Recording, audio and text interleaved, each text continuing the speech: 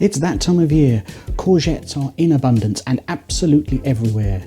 I grow them every year. To be honest, Mrs. Spud does that. And they always start delivering. You watch them for weeks and weeks and suddenly you get one courgette after another. And before you know it, you've got a glut. That's a great word, glut. You've tired of giving them out to your friends and family. You've used them every way you can, but luckily it's really versatile. Super soft, shiny skin, lovely delicate flesh, mild flavour. It starts out crispy and it can go soft. It's got so many uses, from salads to eaten raw to grated up, all different things. If you've run out of ideas for what to do with your courgettes, here's 5 of my favourite summery things to do with courgettes while they're in season. There's a few stages to all of these recipes, so make sure you watch all the way through so you catch all the little details. First of all, if you just want a snack or a side dish that's really easy to do, courgette fries.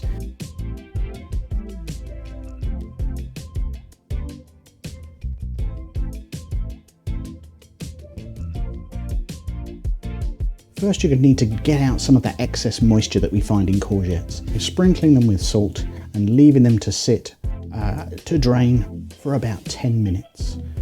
After the 10 minutes is up, give them a rinse off. This salting also means you're not going to need to season much later on either. Roll them in milk to give them a sticky coating and then quickly put them into flour and dredge them all over.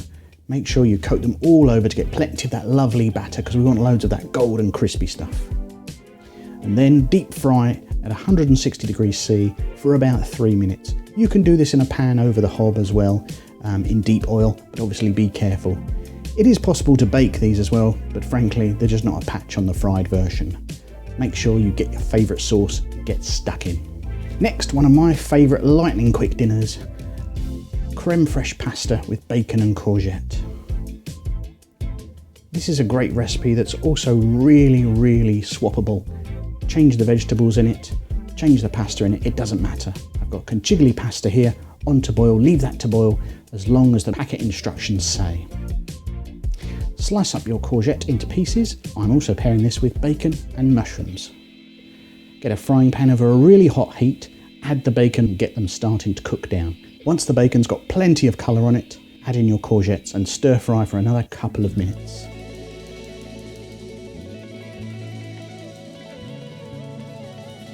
As they reach the end of cooking, add in a couple of healthy tablespoons of creme fraiche. Stir in, lowering the heat at this point. Most of the cooking we need is done. Before draining off your pasta, reserve some of that pasta water, and that's going to help make a lovely silky sauce.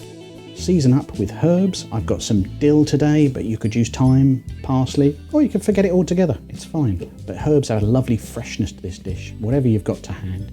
Add that cooking pasta water until you've got the slick sauce that you want, whether it's very, very soupy or just a light coating. It's your dinner, you do what you want. So simply drain off your pasta, add it to the pan, stirring everything together, check it for seasoning.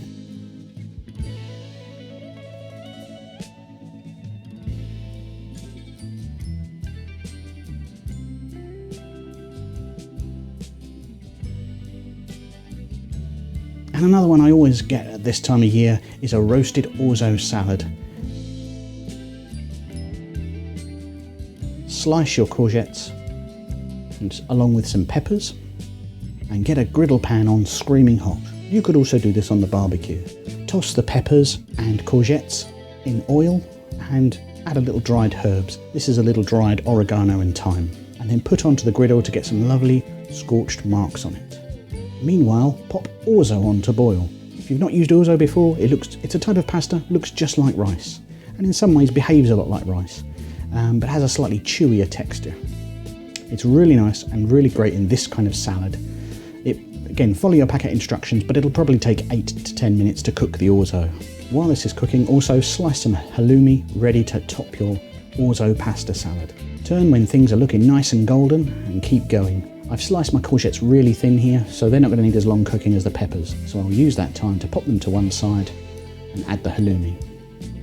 Once the peppers are done cooking, I'm going to put everything into a bowl and toss it around, adding some extra virgin olive oil, red wine vinegar and salt and pepper to taste. Tip the orzo in as well and keep stirring.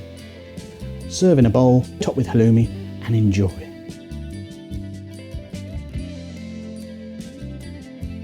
And another great side dish, and this one's a little bit warmer. This is a courgette layer bake. You can slice your courgettes really finely. I'm going to use a mandolin here, which means you can use the knobbly stalk end as a guard. Slice it really fine. Start to layer up a baking dish that you've sprayed with oil, and add your favourite tomato sauce. I'm using Mutti pizza sauce here, but any sauce that you would use on pizza or pasta would work really well here. Obviously you could mix this up however you wanted. Continue layering on the courgettes and the tomato sauce, and when you get to the top, I'm using here a mix of creme fraiche and parmesan as a bechamel style sauce that I'm just going to spread over the top. Dot with mozzarella, and then I'll bake in a very hot oven for about 20 minutes until a knife goes in nice and easily. Serve immediately and devour alongside something hearty. And finally, for dessert, how about a courgette chocolate cake? The courgettes have lots of moisture in and makes this cake beautifully moist and light. Great joy to eat. Pretty much a standard cake batter. I'll put all the measurements down below, so don't worry about scribbling it all there. But I'm just going to beat the eggs and sugar together. Then add eggs and milk. Then I'm going to add my dry ingredients, essentially flour. And I've used a mix of sugars here, white and brown, just using up literally what I had in the cupboard, the end of the packets. Flour, baking powder, cocoa to give it the cocoa flavour. And then when that's thoroughly combined, I'm going to add in grated courgette, chocolate chips and fudge chunks. That's all going to get stirred through and baked for about 45 minutes in a 170 oven until a skewer poked in comes out clean.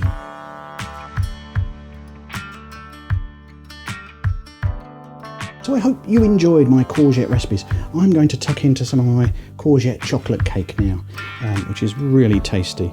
And like they say, it's a great way to either use up loads of courgettes you've got left over because they go straight into the batter. It's also a great way to sneak vegetables into other people's diets, naming no names. I hope you enjoyed that. If you've got courgette recipes you really love, let me know about them in the comments below. What do you do with your courgettes? If you liked that, please hit the thumbs up button. And if you consider hitting the subscribe button as well, that's completely free. You can unsubscribe whenever you want, that'd be great.